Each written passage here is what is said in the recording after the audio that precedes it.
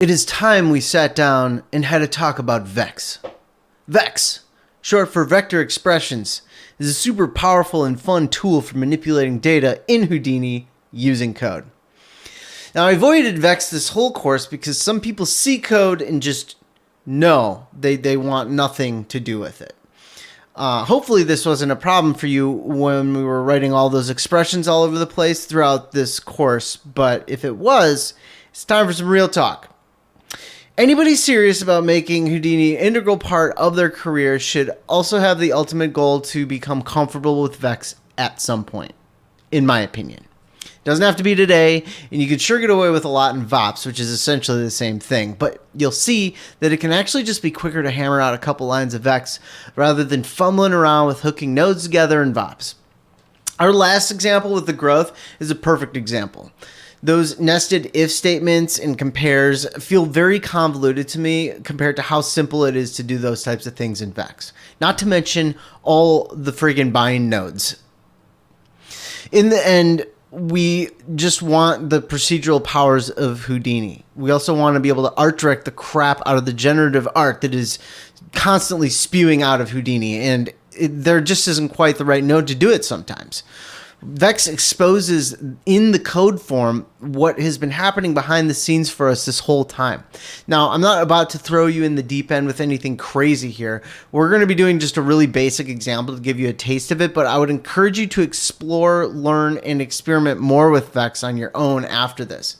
Also, Vex is an amazing opportunity to get into coding in general. Having a visual feedback of a whole 3D system to take your scripts and turn them into animations instantly is an awesome way to learn the fundamentals in general. Anyways, enough about that. Let's just dip a toe in and test the waters of the Vex to see what this whole thing is all about. I promise it won't be too bad. Okay, so for this example, what we're going to do is just create a attribute randomize node. We're going to recreate that in VOPs, and then we're going to show how to recreate that in Vex. So to start off with, let's just create what our normal attribute randomize scenario would be. So I'm going to throw down just a simple scattering setup. So let's throw down a sphere, and I'll just dive inside there. And we're going to scatter some points on the sphere. And then we'll do the usual copy to points, and we'll copy the sphere back onto those points. So by default, we just get a whole bunch of spheres that are the same size, and we'll just randomize the p-scale attribute using the attribute randomize.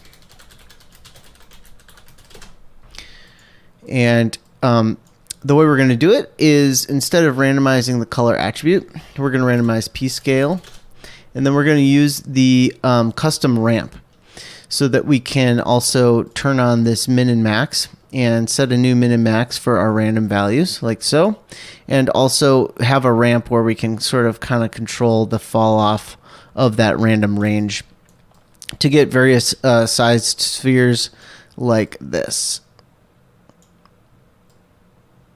So we can choose, like, we want a few big ones, or we want a lot of big ones. You know, we can control that range that is remapped right here. So I know that this may not seem like a super practical example because we basically already have this node that does this for us, but just to keep things simple, to kind of show how we would do things in VOPs versus Vex, I think this is a good starting point. Just basic enough. So let's just start off things by recreating this in VOPs. So I'm going to throw down a point VOP, and we'll wire the scatter in here, and then let's just throw down a switch node, and we'll bring the our original randomize in the first, and then in the second one we'll put in our point VOP, and I'll just switch this over to the point VOP. So we got to do a little bit of vopping around inside here to get this to work, so let's do that. I'm going to dive inside, and what we want to do is create a random number based off of the point number, and then we're going to want to create a ramp and then fit range that ramp. So we can and we also need to bind this. We need to bind this out to p-scale. So I'm going to throw down a bind export first, and throw that over here, and just set this up to bind out to p-scale. which is a float, so that's all good. And so if we wanted just to do a random value, we could throw down the rand node, the random node here. And then if we wire in ptnum, oops, if I wire ptnum into this random, you see that it's a 1D, it changes the signature to a 1D integer input and one-dimensional output. That's good. We're not trying to create a random vector, we're just trying to create a random scalar value. So if I pump that into pscale, you can see that the scale's randomized, but they're still far too large to be able to understand them in any meaningful way. So what we could do is put down a fit range. If we wire the fit range in here, then we can actually start doing what we were doing on the other node as well, like this, controlling the min and max values of that of this random range that we're providing. Now, I want to actually provide a ramp as well, so we could just throw the ramp down right here. Because I want my ramp to go from a value of 0 to 1. I'm going to put it down before the fit range so that I'm still feeding in values of 0 to 1 into the fit range, and then we can remap that range after the fact. So the float that's coming out of this ramp, it's going into a color ramp. I want to do a spline ramp by default. And if I pop out here, you can see that by default, that spline ramp is just set to 0, so I'm just going to bring this back up. And then I want my min and max parameters up here too, so I'm just going to go back in the VOP and middle mouse click on the fit ranges destination min dot and say promote parameter, and the destination max dot and say promote parameter. So now up here we could do all of that type of kind of like, you know, remapping this range or modifying the contrast of the randomness, and also changing the range of that randomness, doing it like this. And this is pretty much the same as what's going on in our attribute randomize. Now they're seated slightly differently and they have slightly different settings, but they're both essentially accomplishing the exact same thing. So now what I want to do is just show what this all looks like in a wrangle or in Vex. So the way we get to do any Vex coding is by throwing down an attribute wrangle. So I'm going to hit tab and start typing wrangle, and we get this attribute wrangle. And you see here that this node basically just has an interface where we can choose which points, whether we want to run over points, primitives, detail, vertices. We're going to just leave it at points. And basically, this is going to allow us to do all these different types of manipulations we do in VOPs, but just doing it using code. So what I'm going to do is I'm going to write this whole VOP that we just did down in one line of code. So wish me luck. What we want to do is we want to modify pscale. So pscale is the attribute pscale is accessed by using an @ symbol like this, and we just type in @pscale like so. And then we want to set that pscale equal to something, so obviously an equal sign comes next.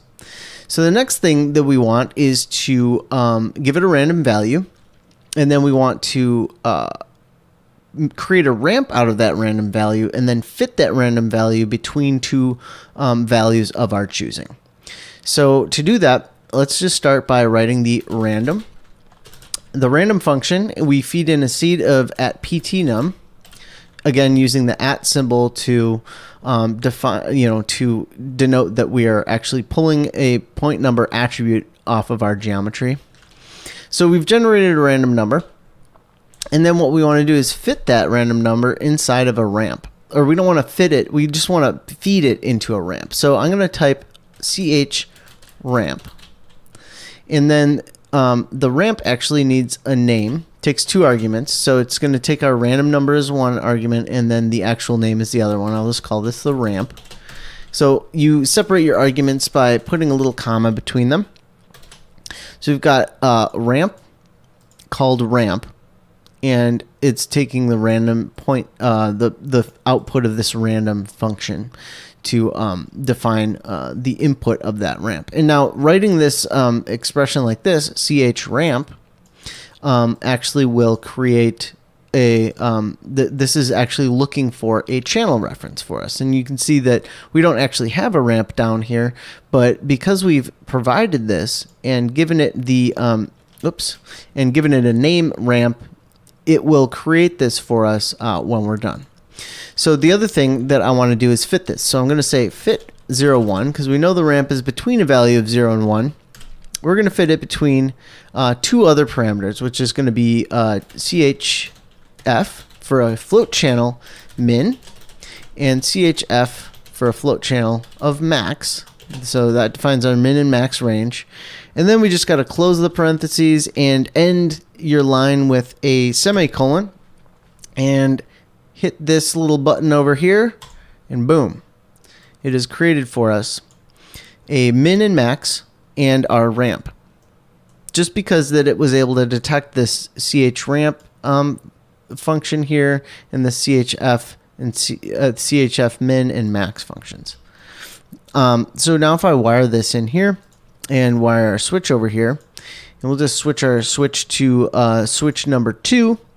And let's go back to the wrangle, and we can set our min and max values and change around this value as well. So basically, we've done basically everything that we did inside this VOP, jumping in and out of this VOP, promoting the parameters, getting it all set up. We did that all in one line. Now, this isn't really good style. It's not super readable. This is actually kind of wordy. So the way I'd like to do it is just sort of break it out into something that's like in more easily digestible chunks than just trying to, cram all this into one line. It was cool because I proved to you that it could be done, but let's just say it. Let's just write it out in a slightly more, in a more organized way, I guess. So I'm going to just put in 2 slashes like this to just sort of, this is actually acts as a comment and basically deactivates this code. So if I click away, you see that nothing happens and all the spheres go back to their normal size. So what I want to do is actually just sort of break this out into components. So let's think about this. The first thing we did was we created a random number. So let's do that. We're going to store the random number in a local variable. So this is different from an attribute. This local variable just more or less exists in this Vex code, and then it doesn't carry into the geometry after that. Whereas we're modifying this p-scale attribute. This p-scale attribute is going to stick to the geometry and actually be modified in our geometry spreadsheet and continue on down the stream. But if I were to declare a local sort of float variable to store the random value temporarily while we feed it into other functions, I could define that in a different way, and I do that by declaring a float. So I'm gonna do that by declaring a float variable called random. I'm gonna say float. I'll just call it. I can call it whatever I want. I'll just call it float rand, and I'm gonna set it equal to the random function of @ptnum, just like what we did right here in our code. So we've got this random variable. Now we can use this later on. What do we want to do with it? We're going to actually feed it into a ramp. But before we do that, maybe what I'll do is set the minimum and maximum values as well. So we'll create a float min equals CHF min. So this basically means the minimum variable that we're creating is referencing this channel float minimum variable that was created out here. And since it's already been created, and if we hover over this, its name is that lowercase min there, you can see. We don't really have to reinitialize. It's not going to do anything. That channel is already there for us.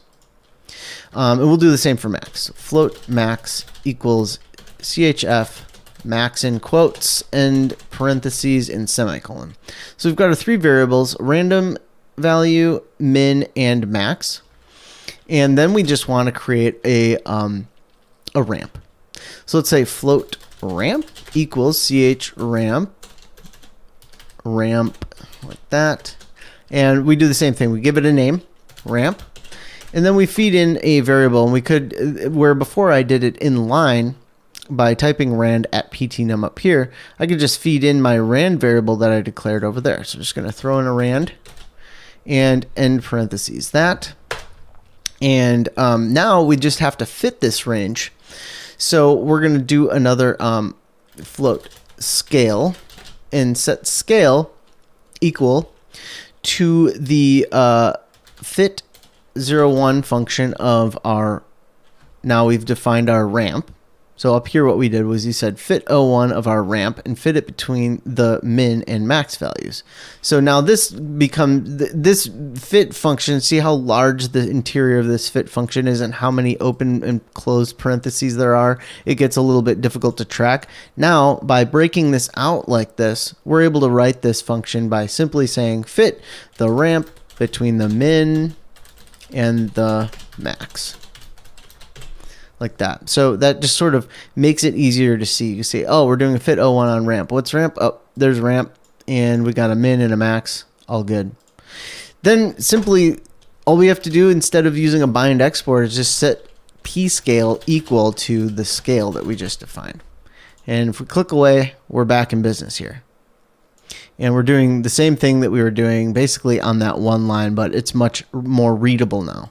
So, I mean, maybe this looks more complicated because there's more lines going on, but more or less it's a little bit more organized in the sense that you could, if we needed to, we could reuse these min and max and rand variables throughout if we had added other functionality that depended on it in this little block of code. So we've basically come up with 3 ways to do one very simple way of doing things, but I think that it's just a pretty simple example to kind of get an idea of what the Vex language is and how you can use it. Now, this is by no means a very in-depth overview of how Vex works. This is just sort of just a primer to get you kind of just to kind of whet your appetite a little bit for this kind of thing. Another cool thing that I wanted to show you is that, you know, because Vex and VOPs are both essentially the same thing, another cool tidbit is that you can actually view the code being generated by VOPs in the background. Because that's really what VOPs is doing. VOPs is a visual programming language that is generating Vex code for us so that we don't have to write out actual code if we don't want to. So you can actually see that if you right click on here and scroll down to Vex VOP options, you can say view Vex code. And you see that this Vex code that is generated by this point VOP is much larger. There's a bunch of like importing going on. And then we get down here into the CVex area, and then there's a whole bunch of parameters being defined for us. This is more or less, it looks like our globals going on right here.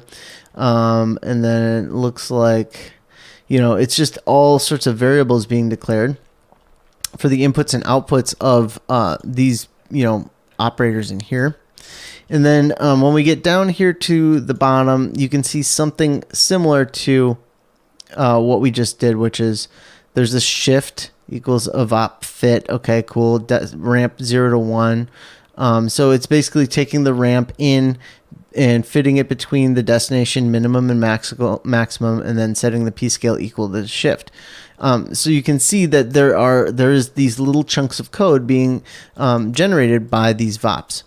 Now this is like a very much larger piece of code than what we wrote, because, you know, I guess basically one of the cool points that's a takeaway here is, like, obviously all this code isn't going to make your computer run like that much slower, but, you know, we are being even more explicit here by just only defining simply what we need. And, you know, at some point it might actually end up creating a performance boost, but I'm not quite sure if it actually does or not.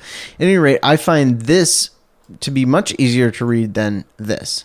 Now, whether that's easier for you to read than just simply walking your way through a VOP network, it depends on the type of person that you are and the way your brain works. You know, some people gravitate more towards the Vex than the VOPs, and that's totally cool. And vice versa. I think that VOPs are super powerful, and there's some instances where I really prefer to use VOPs instead of Vex, like creating noise patterns. I find to be way easier in VOPs just because the parameters are really easy to promote.